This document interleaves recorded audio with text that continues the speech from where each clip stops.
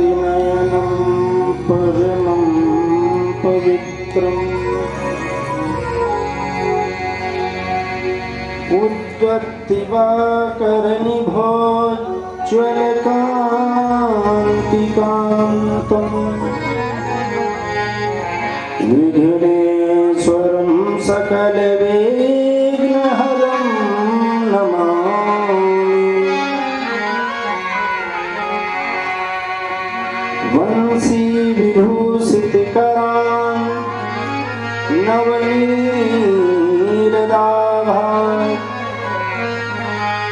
पीताम्बरादरुणबिम्बफलान्धरुष्ठान् पूर्णेन्दुसुन्दरमुखा तरविन्दनेत्रा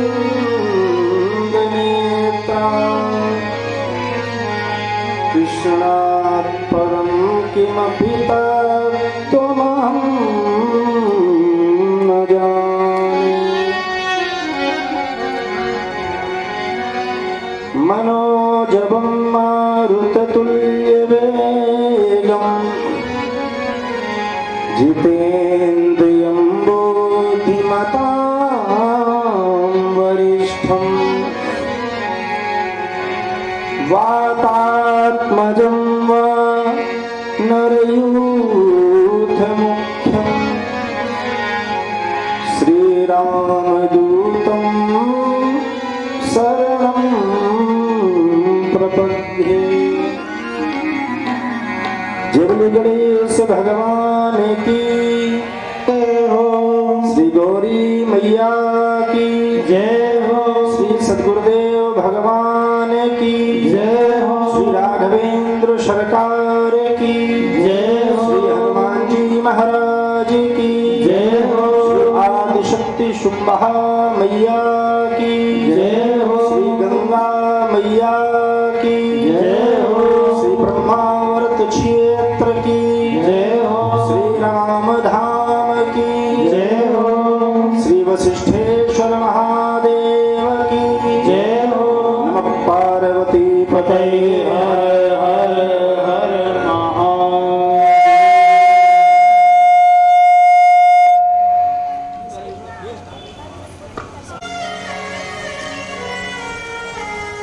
अखिल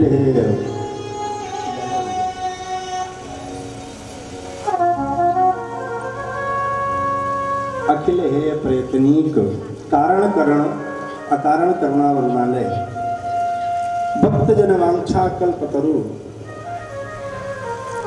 तविद्युत विनिंदित पीतांबरधारी श्री बांके बिहारी त्रिपुरारी स्वरूप आज हम सब एक जगह पर एक ही भूत हैं, उपस्थित हैं।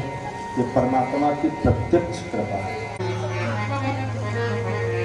भगवान की जब अतिशय कृपा होती है तब ऐसा अवसर मिलता है कि भागवत जी की कथा सुनने का जो अवसर है, ये अतिशय परमात्मा की जब कृपा होती है, बिना कृपा के ये समय संभव नहीं है। कितना भी आप प्रयास कर लो, आप धनवान हो सकते हैं, बहुत लोग इस संसार में आपको मिलेंगे जो बहुत धनवान हैं और धन की कोई कमी नहीं है, लेकिन परमात्मा की कथा उनको नहीं मिलती। धन की तो कोई कमी नहीं है, बहुत धन है, लेकिन समय नहीं है कि बैठ करके भी पैसे से नहीं मिलती। भगवान की कथा कभी धन से नहीं मिलती है। भगवान की कथा जब भी मिलती है जब कृपा होती है। बिना कृपा के और कथा मिलना असंभव। और कृपा ऐसी कृपा की एक जन्म की नहीं ना। भागवत जी ने ही लिखा है, जन्मांतरे भवे पुण्यम तदा भागवतम लभे। जन्मांतरे भवे पुण्यम, एक जन्म का नहीं, जब कई जन्मों के पुण्यों का उदय होता है तब भागवत कथा मिलती है। ऐसी भागवत जी की कथा में हम लोग उपस्थित हैं तो मंच की मर्यादा के अनुसार 2 बार परमात्मा के नाम का स्मरण करेंगे। क्यों? क्योंकि अपने तार को परमात्मा के तार से जोड़ेंगे और 2 शब्दों में भगवान का संकीर्तन। और आज की जैसा समय है तो समय के अनुसार आज की कथा का स्मरण करेंगे। श्री कृष्ण गोविंद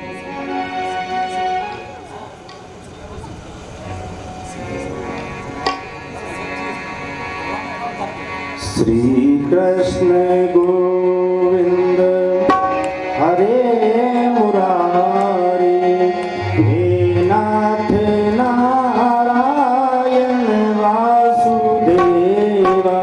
श्री कृष्ण गोविंद हरे मुरारी, हे नाथ नारायण वासुदेवा। श्री कृष्ण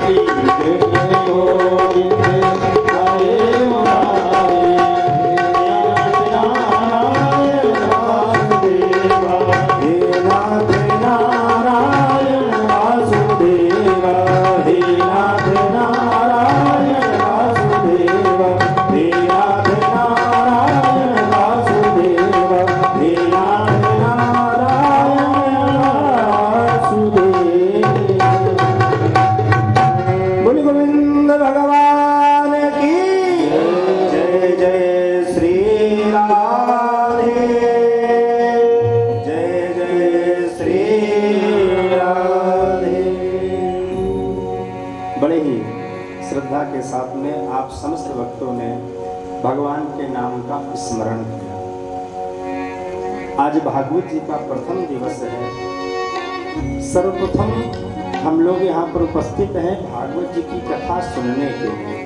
तो सबसे पहले तो हमें ये मालूम होना चाहिए कि हम जिनकी कथा सुन रहे हैं या जो कथा सुनने के लिए आए हैं, भागवत है क्या। सबसे पहले तो ये जानना आवश्यक है कि भागवत है क्या। क्यों? क्योंकि जब तक जानेंगे नहीं तब तक मानेंगे नहीं। भाई जब तक किसी को हम जानते नहीं हैं तब तक उसको मानते हैं। आज के पहले अगर हम कहीं बद्री प्रसाद धर्मशाला के बाहर आते तो क्या ऐसी व्यवस्था होती? अब लोगों ने जाना, अब जानेंगे तब आगे मानेंगे कि व्यास जी हैं। तो पहले जानना, जाने बिन न होय प्रतीति, बिन प्रतीति होय नहीं प्रीति। तो सबसे पहले जानना यह है कि भागवत क्या है। भागवत जब पुराण की रचना हुई तो सबसे पहले नाम रखा गया बड़ा सुंदर, भागवत। भा, गा, वा और ता। भा से भक्ति, गा से ज्ञान, वा से वैराग्य और ता से त्याग। मानो भक्ति की कथा आपको भागवत में मिलेगी, एक से एक भक्तों की कथा आपको भागवत में मिलेगी, और एक से एक बढ़कर के ज्ञानियों की कथा भी आपको भागवत में मिलेगी। अच्छा, त्यागी भी एक से एक भागवत में है। एक प्रकार से अर्थ ये है, और दूसरे प्रकार से जब अर्थ करेंगे तो भा से भक्ति। जीवन में जब हमें परमात्मा का सानिध्य लेना होता है, परमात्मा के पास जाना होता है, तो सबसे पहला माध्यम है भक्ति। परमात्मा के पास जाने का, परमात्मा के पास में पहुंचने का सबसे पहला जो मार्ग है वो भक्ति मार्ग है। जब भक्ति करेंगे तो भक्ति से क्या होता है, जब हम भक्ति करेंगे तो भक्ति से ज्ञान उत्पन्न होता है। जब हम भक्ति करेंगे तो भक्ति से ज्ञान होता है, और जब ज्ञान होता है तब मन में वैराग्य होता है। जब भक्ति करेंगे तब ज्ञान होगा कि अरे अभी तक हम संसार में कहाँ भटक रहे थे, संसार में कहाँ फंसे हुए थे, तब ज्ञान होता है। और जब ज्ञान होता है तो वैराग्य होता है। और वैराग्य कैसा होता है? वैराग्य व्यक्ति को जीवन में, जब व्यक्ति को वैराग्य होता है तो वैराग्य के बाद में फिर आता है त्याग। जब ज्ञान हुआ, ज्ञान से वैराग्य हुआ, और ये ज्ञात हुआ कि अरे संसार तो मिथ्या है, हम संसार में कहाँ भटक रहे थे, तब फिर होता है त्याग। अच्छा, जो भागवत सुनने के बाद ज्ञान और वैराग्य होता है, वो वैराग्य फिर जाता नहीं है। एक वैराग्य कब होता है? आदमी जब स्मशान में जाता है, आदमी जब स्मशान में जाता है, कोई व्यक्ति की जब मृत्यु हो जाती है, उनका शरीर शांत हो जाता है, तो चार लोग लेके शमशान पे जाते हैं, तो वहां पर व्यक्ति को वैराग्य होता है। अरे भैया कितने अच्छे थे, देखो संसार में कुछ है नहीं, इतने अच्छे थे, अभी कहीं तो हमारे सामने बैठ के बात कर रहे थे, चले गए भैया। तब आपस में बात करते हैं तो यही कहते हैं ना, जब शमशान में जाते हैं अंतिम समय में तो आपस में फिर ऐसे ही बात करते हैं, अरे भैया कुछ रखा नहीं है, कुछ लेके जाना नहीं है, सब यहीं छोड़ जाओगे। वहां पर वैराग्य होता है, लेकिन वो वैराग्य बस वहीं का होता है। और जैसे ही स्मशान से लौट करके घर में आए और घर की जो दहली होती है, उस दहली के ज्यों ही अंदर पहुंचे और ज्यों ही अंदर दहली पे गए तो सारा वैराग्य चला। और आते ही आते तुरंत घर में आदेश करेंगे, भाई एक कप बढ़िया चाय बना दे, इतनी सर्दी में लोग पता नहीं कब कब मर जाते हैं, हम तो सर्दी आ गए वहां तक जाते सारा वैराग्य खत्म हो गया। लेकिन जब भागवत का जो ये ज्ञान वैराग्य है, जो वैराग्य जीवन में आ जाएगा तो फिर वो जाने वाला नहीं है। ये ऐसा वैराग्य है, तो भक्ति ज्ञान वैराग्य की कथा आपको मिलेगी, वो भागवत। और प्रथम श्लोक में ही भागवत में व्यास जी महाराज ने वंदना की। रामायण की जब रचना हुई तो गोस्वामी तुलसीदास जी महाराज ने अनेक लोगों की वंदनाएं की। आप रामचरितमानस पढ़ने वाले लोग बैठे हैं यहाँ पे, संतों की भी वंदना हुई, असंतों की भी वंदना हुई, चोर डाकुओं की भी वंदना हुई, सबकी वंदना की तुलसी बाबा ने। किसी ने कहा ये बताओ सज्जन की एक बार वंदना हुई और जो दुष्ट है उनकी 2 बार वंदना की तुलसीदास जी ने? बोले हाँ, दुष्टों की वंदना 2 बार इसलिए की गई कि दुष्ट लोग 2 बार में भी मान जाए तो बड़ी बात। सज्जन तो 1 बार में मान सकता है, पर जो दुष्ट है वो अगर 2 बार समझाने पर भी मान जाए तो मानो बहुत बड़ी बात। लेकिन जब व्यास जी ने वंदना की तो व्यास जी ने किसी व्यक्ति विशेष या किसी विशेष देवता की वंदना नहीं की। भागवत की वंदना ही भागवत की जो प्रथम श्लोक है, जो वंदना है, वही बड़ा विलक्षण है। आप देखेंगे किसकी वंदना हुई? सत्य की वंदना हुई।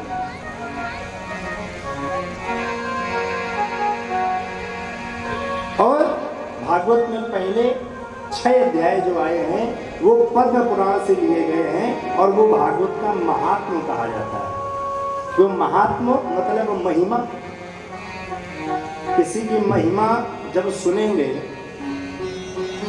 अच्छा अपनी महिमा अपने मुंह से भी नहीं कही जाती है। अब भागवत में इसीलिए महिमा पद्म पुराण से ली गई है। भाई अपनी महिमा आप अपने मुंह से कहोगे तो अच्छा लगेगा? नहीं अच्छा लगेगा ना। पद्म पुराण से ली गई। बोले सच्चिदानंद रूपाय विश्वोत्पत्त्यादि हेतवे तापत्रय विनाशाय श्री कृष्णाय वयं नुमः। जो सत्य चित आनंद के स्वरूप है, परमात्मा सत्य का स्वरूप है। ईश्वर सत्यम जगन मिथ्या, परमात्मा सत्य का स्वरूप है। और चित माने होता है प्रकाश, परमात्मा प्रकाश का स्वरूप है। ईश्वर को कभी किसी से प्रकाश उधार लेने की आवश्यकता नहीं है। परमात्मा स्वयं प्रकाशित है, प्रकाश का स्वरूप है परमात्मा। और सबसे बड़ी बात यह है कि भगवान आनंद का स्वरूप है। सत्य घन चित घन आनंद। आपको सब चीजों का विलोम मिलेगा, सब चीजों का उल्टा मिलेगा। सुख का उल्टा दुख होता है, रात्रि का उल्टा दिन होता है, लेकिन आनंद का कोई विलोम होता है? आप बताइए, आनंद का कोई विलोम होता है मास्टर साहब? नहीं होता ना। आनंद का कुछ विलोम नहीं होता है। किसी ने कहा बोले आनंद का विलोम होता निरानंद। निरा तो आपने जोड़ दिया, आनंद का कोई विलोम नहीं होता है। क्यों? क्योंकि परमात्मा आनंद के स्वरूप है। भगवान जो है वो साक्षात आनंद के स्वरूप है। इस संसार में व्यक्ति जब आता है तो आनंद की खोज किया करता है। जब बालक छोटा होता है तो अपने साथ के जो सखा होते हैं उनमें आनंद की खोज करता है। कुछ बड़ा हो जाता है, विवाह हो जाता है तो परिवार में आनंद की खोज करता है, लेकिन आनंद कहीं नहीं मिलता। क्यों? क्योंकि आनंद जो है ना वो परमात्मा ही आनंद है। भाई जब चौथे दिन कृष्ण जन्म हम लोग करेंगे तो हम लोग कृष्ण जन्म में क्या बोलते हैं? नंद घर, क्या बोलते हैं? नंद घर आनंद भयो, यही बोलते हैं ना, नंद घर आनंद भयो। मतलब परमात्मा आनंद है, परमात्मा आनंद का स्वरूप है। सत घन चित घन आनंद स्वरूपाय और विश्वोत्पत्त्यादि विश्व की उत्पत्ति के जो कारण है, तापत्रय विनाशाय,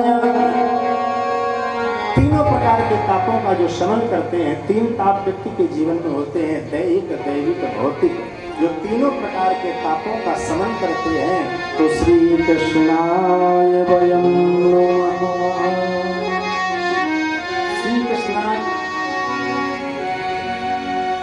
श्री कृष्णाय वयं नमः। ऐसे भगवान कृष्ण जी को वयम नमः व्यास जी ने अपने लिए नहीं लिखा। वयम नमः संस्कृत के विद्वान बैठे हैं। अहम आवाम वयम, अहम माने मैं, आवाम माने हम, और वयम माने हम सब। व्यास जी ने जो वंदना लिखी, बोले हम सब ऐसे कृष्ण को नमन करते हैं। वयम नुमः। दूसरे श्लोक में आदि वक्ता श्री शुकाचार्य जी की वंदना की। जन्मांधस्य यतोऽन्वयात्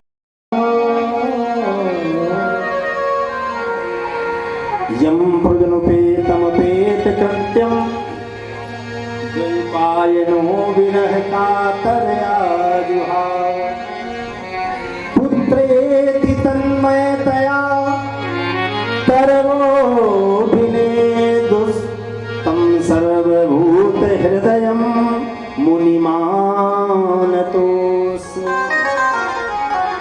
ऐसे सुखदेव जी महाराज जिनका जन्म हुआ और जन्म लेते ही जिनका नालोच्छेदन संस्कार भी नहीं हुआ है।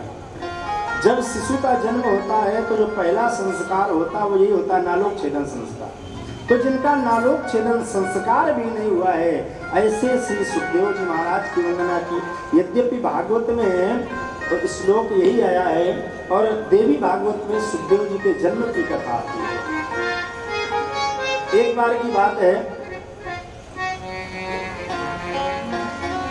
नारद जी महाराज भ्रमण करते हुए कैलाश पर्वत पर पहुंचे और ज्यों ही नारद जी महाराज कैलाश पर्वत पर पहुंचे तो नारद जी ने जाकर के आज मैया को देखा, प्रणाम किया और आज मैया से प्रश्न कर दिया, मैया पार्वती से प्रश्न कर दिया, मैया एक बात मुझे समझ में नहीं आती है। ये नारद जिस समय वैकुंठ लोक में जाता है तो वहां पर देखता है कि भगवान नारायण ने मोतियों की सुंदर सी माला पहन रखी है। जब ये नारद ब्रह्मलोक में जाता है तो वहां जाकर के देखता है कि ब्रह्मा जी ने बढ़िया सी सुंदर सी माला पहन रखी, मणि हीरे इत्यादि की माला पहन रखी। लेकिन ये नारद जिस समय इस कैलाश पर्वत पर आता है तो देखता है कि भोलेनाथ ने ये मुंडों की माला पहन रखी है। ब्रह्मा भी मणिमाला पहने, विष्णु भी मणिमाला पहने, पर देव आपके कैसे हैं जो मुंडों की माला पहने। हमें ये समझ में नहीं आता है, ये मुंडों की माला धारण करते हैं, इन मुंडों का रहस्य क्या है? पार्वती जी ने कहा ये तो हमने कभी सोचा नहीं, इतना तो हम कभी सोच ही नहीं पाए। नारद जी ने कहा मैया मैंने सोचा था कि बाबा आपसे स्नेह बहुत करते हैं, आपसे बड़ा स्नेह करते हैं, आपको तो बता के रखा होगा, आपको नहीं पता है, बताओ। अरे तो नारद जी तो अपना चले गए और नारद जी के जाने के बाद में भगवान शिव जिस समय आए और भगवान शिव का आगमन हुआ तो मैया पार्वती ने हाथ जोड़ करके निवेदन कर दिया, बाबा इच्छा है कुछ जानना चाहती हूँ। भोले बाबा ने देखा था कुछ देर पहले नारद जी का जाना हो रहा है। अच्छा कहो देवी। पार्वती जी कहने लगी, प्रभु हम ये जानना चाहते हैं कि आपने जो अपने गलों में ये मुंडों की माला पहन रखी है, इन मुंडों का रहस्य क्या है, ये मुंड कैसे हैं, इन मुंडों को आप क्यों धारण करते हैं?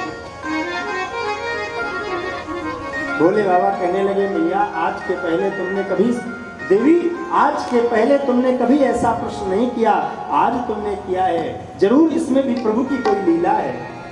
अगर तुम जानना चाहती हो तो हम तुम्हें बता रहे हैं, जो ये मुंडों की माला है ना, ये जो जितने भी मुंड इस माला में हैं, ये मुंड और किसी के नहीं है। बोले फिर? बोले ये सब मुंड तुम्हारे हैं।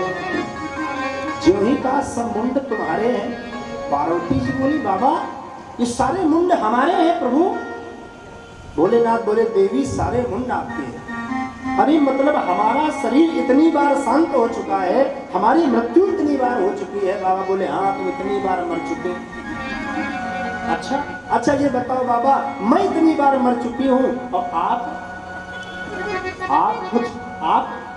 बोले, हम अमर कथा जानते हैं। अच्छा हम अमर कथा जानते हैं और हमने अमर कथा सुन रखी है।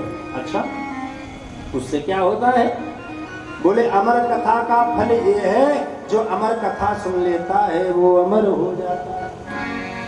अच्छा, मैया कहने लगी प्रभु एक बात बताएं, आप आज तक हमसे झूठ बोलते थे, आप कहते थे कि हम आपसे बहुत प्रेम करते हैं, और अगर इतना प्रेम हमसे करते तो हमको भी अमर कथा सुना देते, तो ये पुनरपि जननम पुनरपि मरणम पुनरपि जननी, मुक्त हो जाते हम भी इससे, हमारा आना जाना हमारा भी बंद हो जाता।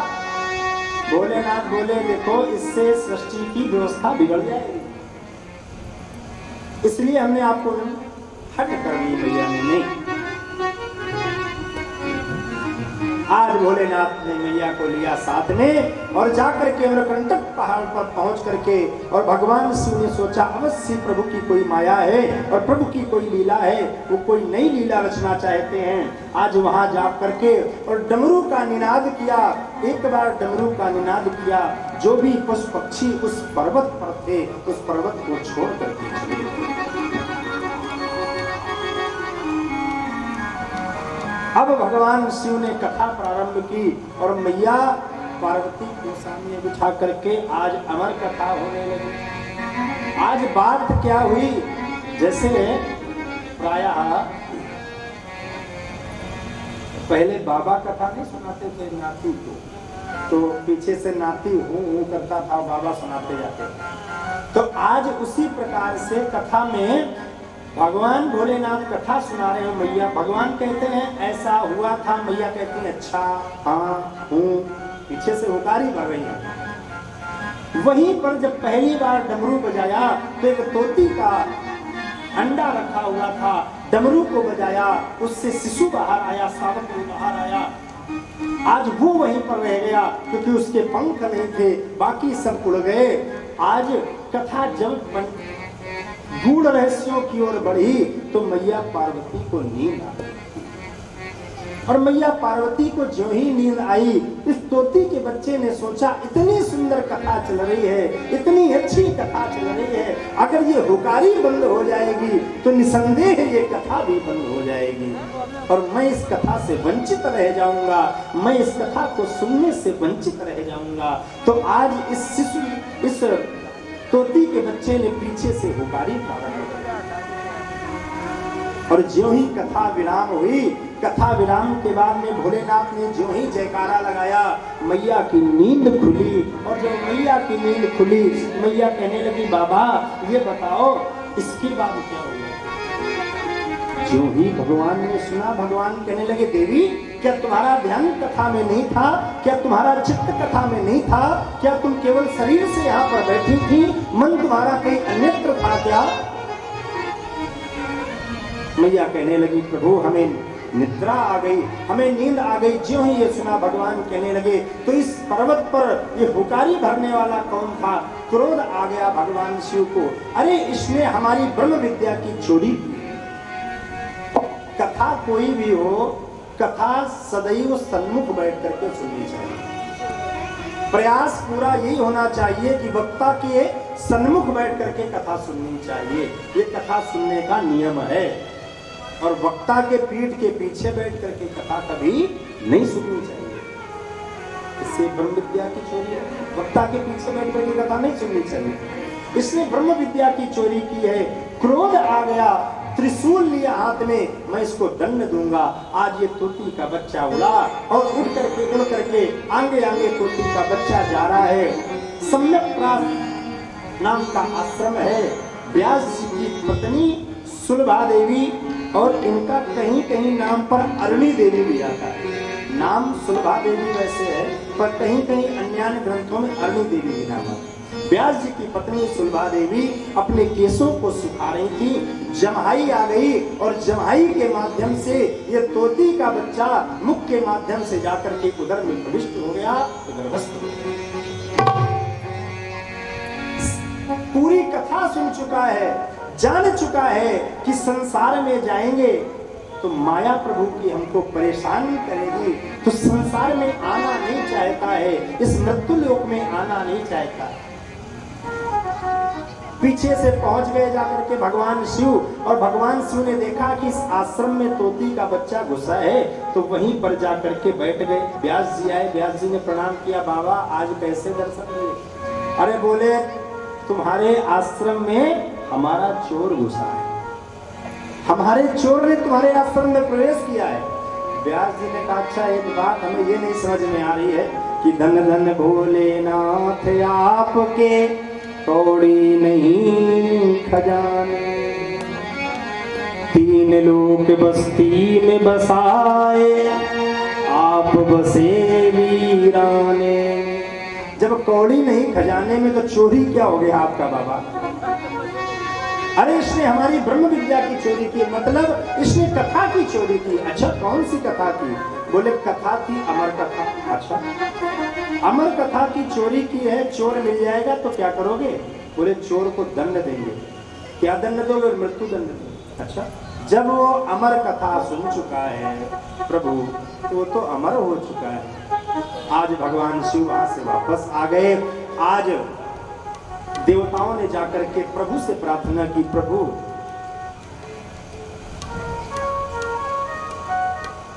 ये जो व्यास जी की पत्नी सुलभा देवी की उदरस्थ है, शिशु ये बाहर नहीं आना चाहता है। भगवान ने आज मानो सुखदेव जी को ये भरोसा दिया कि तुमको बाहर आने पर हमारी माया ग्रसित नहीं करेगी। तो यही शुक्राचार्य जी महाराज का जन्म हुआ, यही भागवत के प्रथम वक्ता हैं। बोले सुखदेव जी महाराज की। आज सुखदेव जी का जन्म हुआ और पहले से ही जान चुके हैं कि संसार क्या है, भवसागर है। तो आज जैसे ही जन्म लिया तो जन्मत ही जग दुख निरख नरा लपेटे अंग। नरा मतलब वो जो नाल होती है ना, नाल, वो नालोच्छेदन संस्कार भी नहीं हुआ है, उसको लिया और अपने शरीर में ही लपेट लिया और भाग चले सुख बनहु को लगे व्यास हूँ संग। व्यास जी जो परम ज्ञानी है, व्यास जी को भी मोह हो गया, तो पीछे से पुत्रेति तन्मयतया तरवो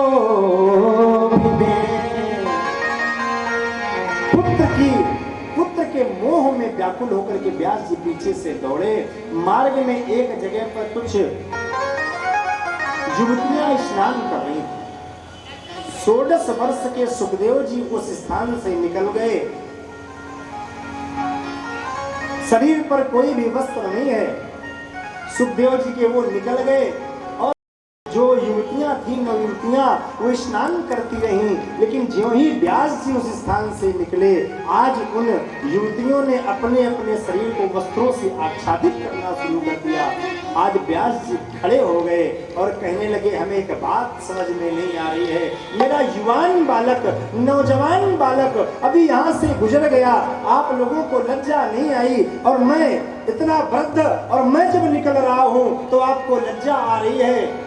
युवतियों ने कहा, अरे आपके बालक को तो स्त्री और पुरुष का भेद ही नहीं पता है, वो तो जानता ही नहीं आपका बालक की स्त्री और पुरुष में भेद क्या होता है। क्यों? परमहंस है शुक्राचार्य जी महाराज। ऐसे ऐसे सुखदेव जी महाराज की वंदना की 2 श्लोक में नैमिषारण्य तीर्थ से भागवत जी की कथा प्रारंभ हो रही है। नैमिषारण्य तीर्थ में सूत इत्यादि ऋषियों और सौनक जी का संवाद चल रहा है। सौनक इत्यादि 88,000 ऋषि हैं और सूत जी महाराज कथा सुना रहे हैं। तो सौनक जी ने हाथ जोड़ करके प्रश्न किया कि अज्ञान ध्वांत विध्वंस कोटि सूर्य समप्रभा। देखो, हमें वो कथा सुनाओ जो अज्ञान ध्वांत विध्वंस, जो अज्ञानता को नष्ट करने वाली हो, जो हमारे अंदर अज्ञानता रूपी अंधकार है वो समूल नष्ट हो जाए और करोड़ों सूर्य के समान प्रकाशित वह कथा हम सुनना चाहते हैं। नैमिषे सूतमासीनम् अभिवाद्यं महामते कथामृत रसास्वादा कुशलः सौनको ब्रवीत्। देखिए भागवत का अगर वक्ता कुशल हो, सौनक जी ने कहा आप कथा कहने में कुशल हैं। देखो वक्ता कुशल होना चाहिए, वक्ता के साथ साथ जो श्रोता है तो श्रोता को भी कुशल होना चाहिए। भाई वक्ता कुशल है और श्रोता कुशल नहीं है। कोई वस्तु है, अगर वस्तु कीमती है तो पात्र भी तो कीमत वाला ही होना चाहिए ना। और सोने की अंगूठी को ऐसे ही जूट के बोरे में तो न रखोगे, बढ़िया डिब्बी आती है प्लास्टिक की, सब बढ़िया सजी हुई अच्छी। तो जो श्रोता है वो भी कुशल होना चाहिए, वक्ता कुशल। अच्छा श्रोता के लिए भी नियम है, वक्ता के लिए भी नियम है। जो श्रोता है वो अगर अज्ञ है तब तो ठीक है, अगर श्रोता अज्ञ है तो ठीक है। अच्छा अगर श्रोता विज्ञ है, अगर अज्ञ है तो वो कथा सुनने में मन लगाएगा, और अगर विज्ञ है तो फिर वो कथा सुनने में मन नहीं लगाता है ना। अगर श्रोता विज्ञ है तो फिर वो कथा नहीं सुनता ना, फिर तो वो बस वो देखेगा पंडित जी ने कौन से श्लोक में हलंत गलत की है, अभी उतर के कमरे में पहुंचे उनसे टोकेंगे। क्यों?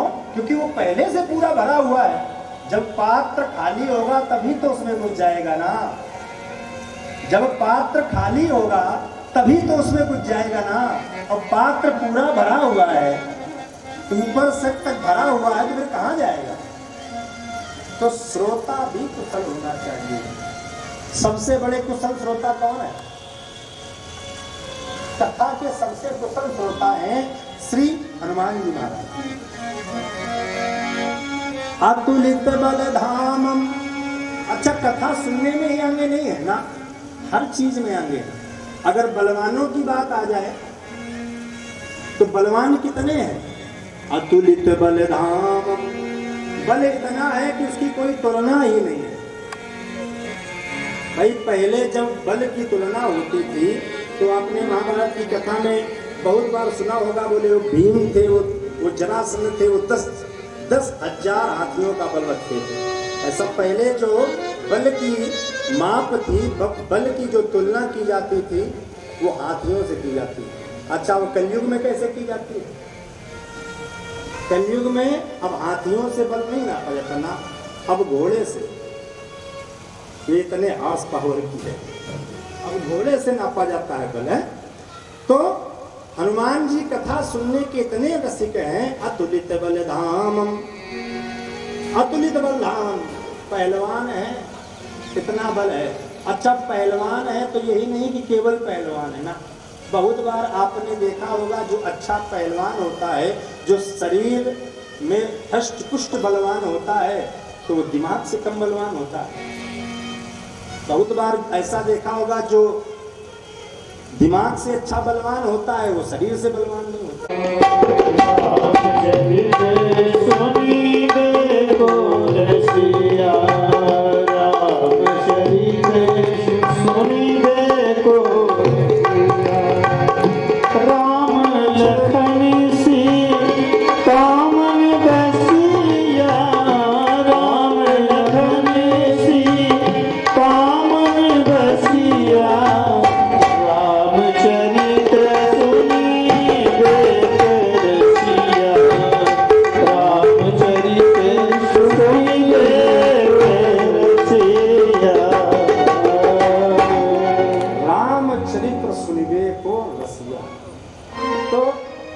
रसिक इतना होना चाहिए, कथा सुनने का रसिक। हनुमान जी को कोई वक्ता अच्छा बताओ, हनुमान जी सत्य चिरंजीवी आते हैं, आज भी कथा सुनने के लिए आते हैं। सबसे पहले कथा सुनने के लिए हनुमान जी ही पहुंचते हैं। अच्छा हनुमान जी को कोई वक्ता कथा सुना सकता है? बताओ कोई वक्ता कथा सुना सकता है? उन्होंने तो सब कथाएं सुन रखी हैं, सारी कथाएं हनुमान जी ने सुन रखी हैं, उनके लिए कोई कथा नई नहीं है, लेकिन फिर भी आते हैं। क्यों? क्योंकि रसिया हैं। जब किसी से आप स्नेह करते हो और किसी से हृदय से प्रेम करते हो तो उसकी प्रशंसा आप जितनी सुनोगे उतनी अच्छी लगती है। जैसे कि आपका पुत्र हो, आपका पुत्र कोई बहुत बड़ी परीक्षा में पास हो जाए और उसके बाद में आपको सारी बातें पता है कि वो पास हुआ है, अच्छे नंबरों से पास हुआ है, पूरे जिले में टॉप किया है, पूरी यूनिवर्सिटी में टॉप किया है, सब आपको पता है। लेकिन कोई पड़ोसी आपके पास आके बैठ जाए और प्रशंसा शुरू करे आपके पुत्र की, भाई आपके बेटे ने तो कमाल कर दिया, हमने सुना यूनिवर्सिटी में टॉप किया है। अच्छा, और क्या सुना? तो यही कहते ना, और भैया क्या सुना है? क्यों? क्योंकि स्नेह है तो जानते सब हैं, फिर भी सुनना चाहते हैं, सुनना चाहते हैं, क्योंकि कान ये चाहते हैं ना, अपना तो है तो ये कान चाहते हैं कि और सुनने को मिले, और सुनने को मिले। वैसे ही से हनुमान जी महाराज हैं, तो जो हनुमान जी कथा सुनने के रसिक हैं, ऐसी श्रीमद् भागवत जी की कथा सुनने से कितने लाभ हैं? भागवत जी की कथा सुनने से, परीक्षित जी, भागवत जी की कथा सुनने से बुढ़ापा भी दूर होता है। अगर भागवत जी की कथा सुन ली जाए तो भागवत जी की कथा सुनने से व्यक्ति का बुढ़ापा भी दूर हो सकता है। अरे पंडित जी झूठ कह रहे हैं, वकील साहब हमारे पीछे बैठे हैं, वो मन में यही सोच रहे हैं। बोले कभी ऐसा हुआ है क्या? बिल्कुल हुआ है, भागवत जी में ही लिखा है, भागवत जी में ही वर्णन है। एक बार की बात है, सनक, सनंदन, सनातन और सनत कुमार, ये 4 ऋषि चले। ये चारों ऋषि बद्रीनाथ धाम से आ रहे हैं और चारों ऋषियों की भेंट नारद जी से हो गई।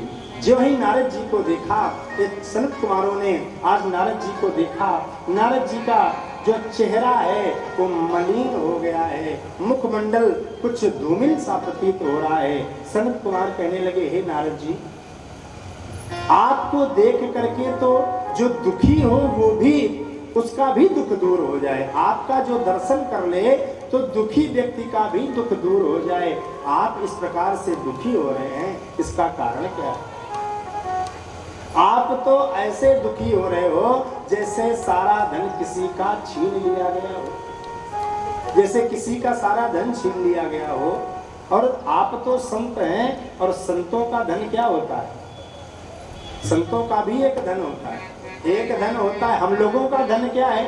हम लोगों का धन वो है जो पॉकेट में रखते हैं, और संतों का धन क्या है? संतों का धन अलग है।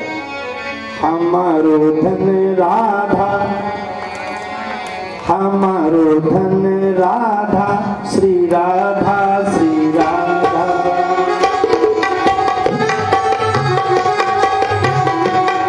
हमारो धन राधा श्री राधा श्री राधा।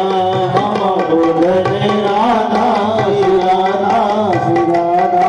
परम धन राधा राधा राधा राधा राधा। परम धन राधा राधा राधा राधा। परम धन राधा राधा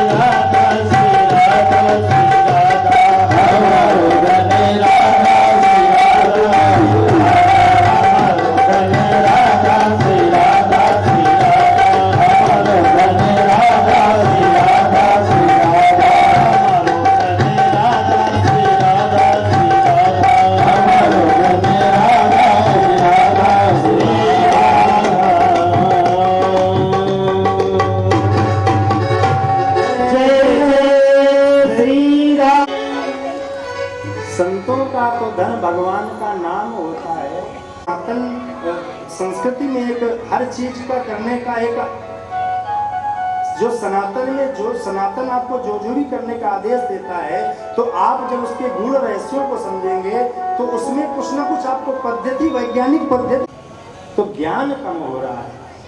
मैं तो यहाँ पर आकर के जवान हो गई, पर मेरे बेटे जवान न हुए।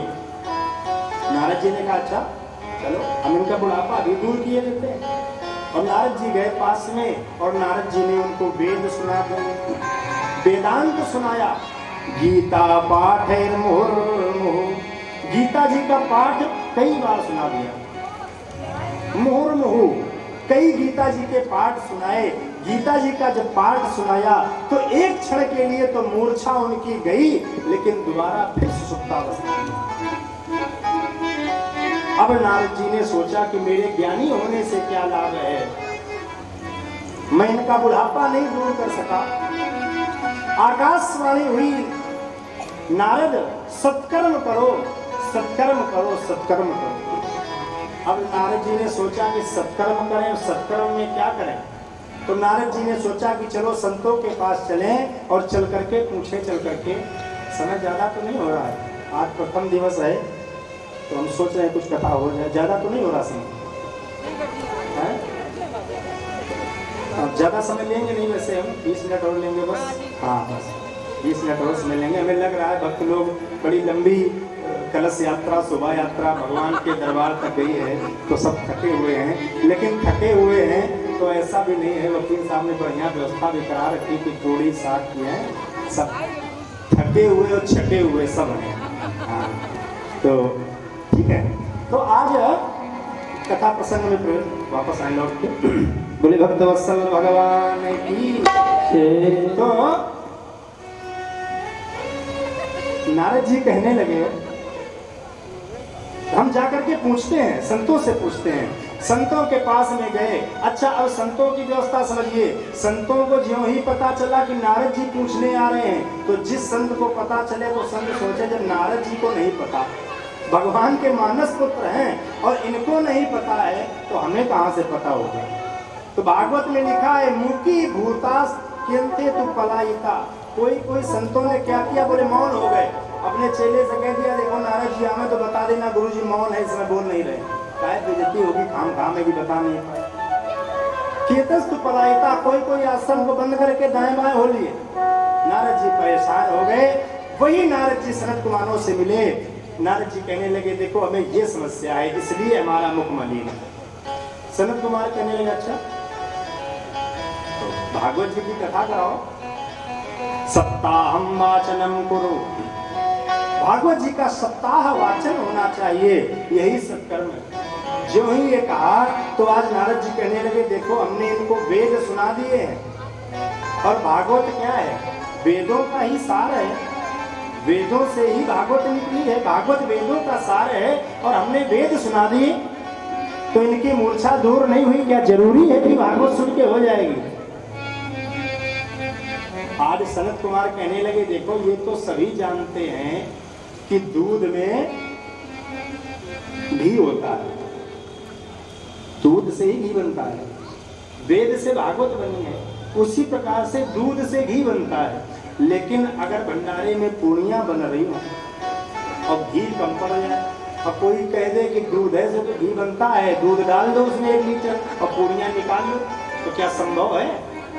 नहीं संभव है। जब तक उसका सार नहीं निकाला जाएगा, जब तक दूध को पहले दही बनाया जाए, दही से फिर उसको मथा जाए, फिर वो नवनीत निकाला जाए, फिर उसको आग पे गर्म किया जाए, तब बनता है क्या? घी। तो ये प्रक्रिया है सार। उसी प्रकार से भागवत वेदों को जब मथा गया, और जब बहुत मथा गया तो उससे सार निकला, और वो सार है भागवत।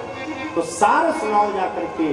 जो ही कहा कि जाकर के भागवत जी की कथा सुनाओ, भागवत जी की कथा होनी चाहिए। नारद जी बोले, देखो वक्ता ढूंढने हम कहाँ जाएं? भाई वक्ता ढूंढने में बड़ी परेशानी है। अब हम कहाँ जाएं और किसको वक्ता ढूंढें, अब कहाँ वक्ता की व्यवस्था करें? तो आप जाने समझे हो परीक्षित जी, बोले आप जाने समझे हो और हमारे बड़े भैया भी हो, तो तुम आप ऐसा करो कि आप ही हमको कथा सुनाओ। इससे अच्छा कुछ नहीं हो सकता। हाँ, हम आपको भली प्रकार जानते हैं, आप हमें भली प्रकार जानते हो, तो आप ही हमें कथा सुनाओ। तो अच्छा, अब कथा जैसे ये कथा हुई, तो अब कथा के लिए पहले जगह का चुनाव होना चाहिए। जगह कहाँ हो? तो आज बोले जगह के लिए तुमको बड़ी सुंदर जगह बता रहे हैं। गंगा द्वार समीपे तू तटमानंद नामकम। गंगा द्वार समीपे तू, हरिद्वार चले जाओ और वहां आनंद नाम का तट है। नारद जी बोले वो सब तो ठीक है, लेकिन हमें ये समझ में नहीं आ रहा है, हम हैं संत महात्मा और वहां पर श्रोता लोग आएंगे। अरे तो कुछ नहीं तो कम से कम वहां पर ऊपर से कुछ व्यवस्था करनी पड़ेगी छाया की। बोले ना, क्यों? क्योंकि बहुत ही सघन वृक्षों की सघन छाया है। अच्छा, बोले बिछाने के लिए? बोले नव कोमल बालुकम, ये सुंदर बालू है, वहीं पर कथा होगी। अच्छा, हरिद्वार में ही ये कथा क्यों हुई? ये कथा हरिद्वार में क्यों हुई? ये कथा हरिद्वार में इसलिए हुई क्योंकि सनत कुमार चाहते हैं कि जो ये भागवत जी की कथा हो रही है, इसका लाभ संपूर्ण जनमानस को मिले। भाई, अगर स्वांता सुखाय कथा करानी होती तो हमारे आदरणीय परीक्षित जी अपने घर में अपने हाल में करा लेते, बढ़िया एक तखत डाल देते, साउंड बक्सा रखवा देते, पंडित जी तो आ ही गए थे और बढ़िया परिवार के सब लोग बैठ जाते सुनते थे। लेकिन इनका भी उद्देश्य ये है कि हम तो सुन ही रहे हैं, हमारे परिवार का तो कल्याण हो ही रहा है, सर्व समाज का भी कल्याण इसमें हो जाए। क्यों? क्योंकि हमारा जो सनातन धर्म है वो हमें वसुधैव कुटुंबकम सिखाता है।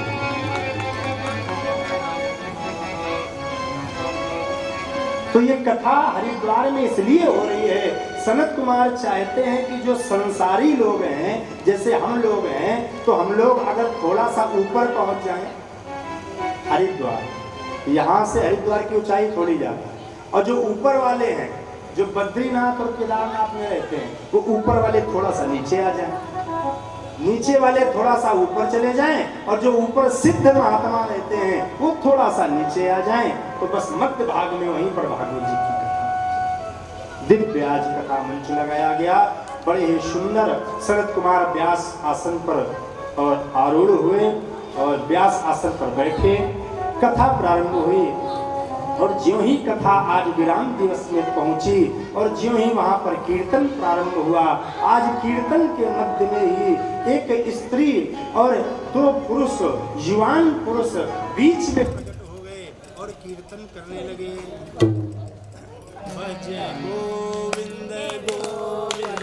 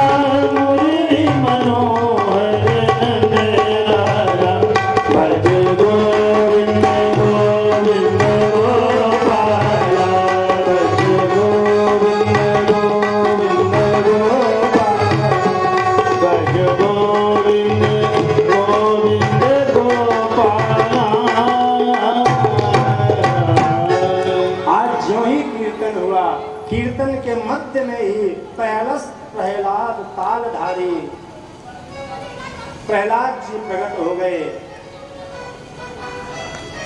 अर्जुन प्रकट हो गए और आज कीर्तन करने लगे।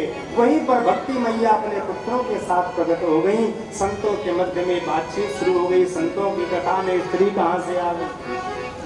आज शरद कुमार ने बताया कि जो ये कथा हो रही थी वो इन्हीं के लिए तो हो रही थी। तो ऐसी भागवत जी की कथा है कि इसको सुनने से बुढ़ापा भी दूर होता है। बोले गोविंद भगवान की जय हो। आज प्रथम दिवस की कथा थी। तो प्रथम दिवस देखो ऐसा है, हम लोग चाहते तो सब अच्छा अच्छा, हम लोग सब चाहते हैं सब समय से हो जाए। हम भी आ गए थे समय से, टेंट भी समय से लग गया था, साउंड भी समय से लग गया था, स्टेज भी समय से लग गई थी। पर विलंब क्यों हुआ? विलंब इसलिए हुआ कि करता भी वही है, तो वही सब कराता है, और होता भी वही है जो प्रभु श्री राम जी को कहता है। मानो भगवान श्री राम ने यही मुहूर्त रखा था इस कथा के लिए, क्योंकि मुहूर्तों का भी बदलाव हुआ। बहुत दिनों से कई मुहूर्त निकले, लेकिन हम लोग केवल प्रयास करते हैं। मैंने बताया भी था कि हम लोग केवल माध्यम हैं, और ना हम कथा कह सकते हैं ना आप सुन सकते हैं। वो सब केवल उनकी कृपा है। जब ये वाणी में विराज जाते हैं तो मूकम करोत वाचालम, इनकी जब कृपा हो जाती है। और आज वाणी को विराम देंगे 2 शब्दों में परमात्मा का नाम, और आरती 6 बज रहा है। कल से जो कथा का समय रहेगा ठीक 2 बजे से आप लोग उपस्थित हो जाइए, और 1:30 बजे हमारे संगीत के जो विद्वान हैं ये लोग मंच पर उपस्थित होंगे, और हनुमान चालीसा का नित्य पाठ होगा, और 2 बजे हम मंच में आ जाएंगे, और 2 से 5 आप लोगों की अनवरत सेवा चलेगी भगवान की कथा के माध्यम से। तो आप लोग अधिक से अधिक संख्या में उपस्थित हों, और आज ये पुष्पांजलि प्रभु के श्री चरणों में। बोल बाल कृष्ण लाल की जय हो। श्री राम